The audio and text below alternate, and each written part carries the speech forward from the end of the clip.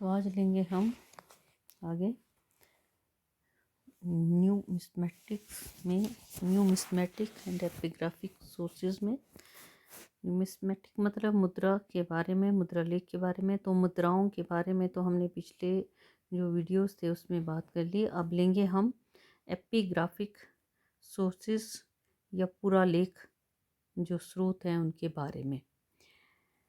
Epigraphic या शिलालेख अध्ययन तो विशेष तौर पर जो एपिग्राफिक है इसी के अंतर्गत हमारे पास भारत में बहुत से जो अभिलेख हैं वो प्राप्त हुए हैं। तो एपिग्राफिक या पुरालेख की परिभाषा क्या है? अभिलेख पत्थर अथवा धातु जैसी अपेक्षाकृत कठोर सतहों पर उत्कीर्ण की गई पाठन सामग्री को कहते हैं। तो प्राचीन काल से इसका उपयोग हो रहा है। शासक इसके द्वारा अपने आदेशों को इस तरह उत्कीर्ण करवाते थे ताकि जो लोग हैं वो उनको देख सकें, पढ़ सकें और पालन कर सकें। तो आधुनिक युग में भी इसका उपयोग हो रहा है। तो किसी विशेष महत्व अथवा प्रयोजन के लेख को अभिलेख कहते हैं और ये सामान्य व्यवहारिक लेखों से भिन्न होता है।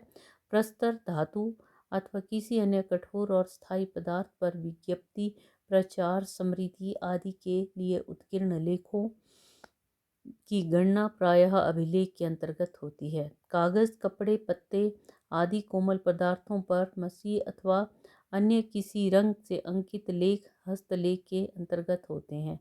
कड़े पत्तों, ताड़पत्र आदि पर लौह शलाका से खचित लेख अभिलेख तथा हस्तलेख के बीच में रखे जा सकते हैं। मिट्टी की तख्तियों तथा बर्तनों और दीवारों पर उत्खचित लेख अभिलेख की सीमा में होते हैं। सामान्यतः किसी अभिलेख की मुख्य पहचान उसका महत्व और उसके माध्यम का स्थायित्व है।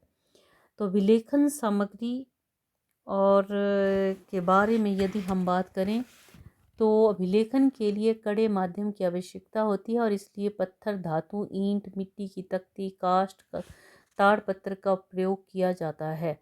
और इसी के तहत यदि हम ताड़पत्र, काष्ठ की बात करें, लकड़ी की बात करें तो इनकी आयु ज़्यादा नहीं होती है, क्योंकि आप देखते हैं पत्थर इत्यादि भी जल्दी ही नष्ट हो जाते हैं। और काष्ठ की बात करें तो उसको भी दीमक भी लग सकती है, सड़ भी सकती है।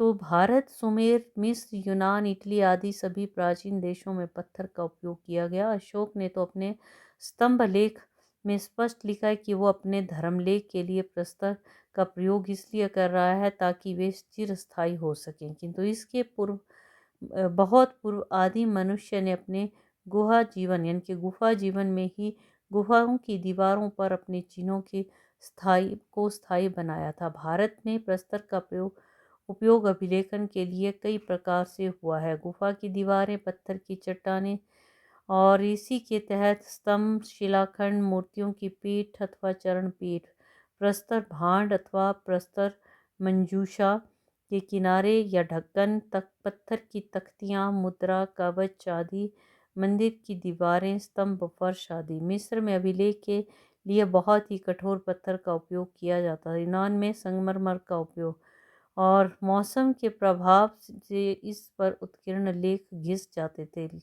सुमेर, बाबुल, क्रीट आदि में मिट्टी की तख्तियों का अधिक उपयोग होता था। भारत में भी अभिलेख के लिए ईंट का प्रयोग यज्ञ तथा मंदिर के संबंध में हुआ है। धातुओं में सोना, चांदी, तांबा, पीतल, कांसा, लोहा, जस्ते का प्रयोग किया गया है। भारत में ताम्रपत्र अधिकता से पाए जाते हैं।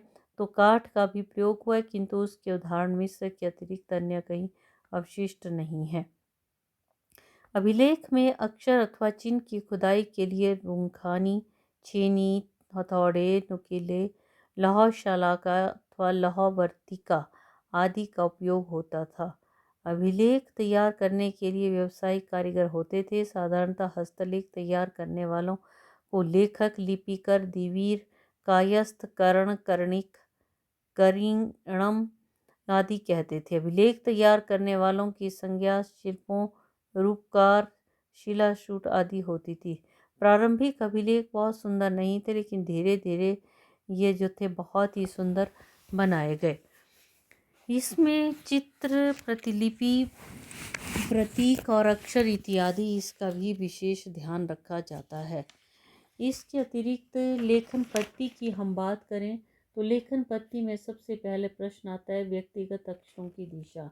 अत्यंत प्राचीन काल से अब तक अक्षरों की बनावट और अंकन में प्राय एक रूपता पाई गई। अक्षर ऊपर से नीचे लंबवत, खचित अथवा उत्कीर्ण होते हैं, मानो किसी कल्पित रेखा से वे लटकते हों। आधुनिक कन्नड़ के आड़े अक्षर भी उसी कल्पित रेखा के नीचे संजोए जाते हैं।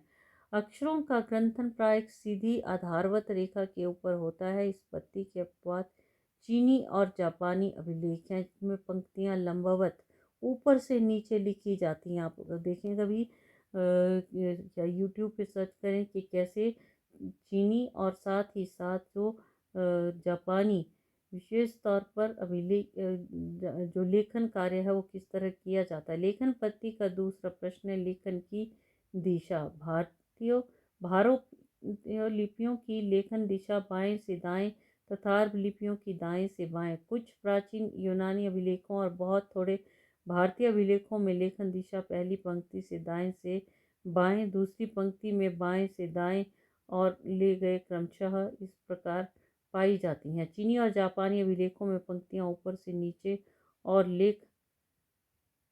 लेखी के अतिरिक्त लेखन दिशा जो है वो दाएं से बाएं होती है। तो आगे है अभिलेख के प्रकार। अभिलेख जो है कई प्रकार के भांति भांति के पाए जाते हैं। व्यापारिक, व्यवहारिक। तो व्यापारिक, व्यवहारिक भारत, पश्चिम एशिया, मिस्र, ठीक है। तो परिभाषा ले ली हमने। अभिलेखन सामग्री, लेखन पत्ती, अभिलेख के प्रकार। तो व्यापारिक तथा व्यवहारिक।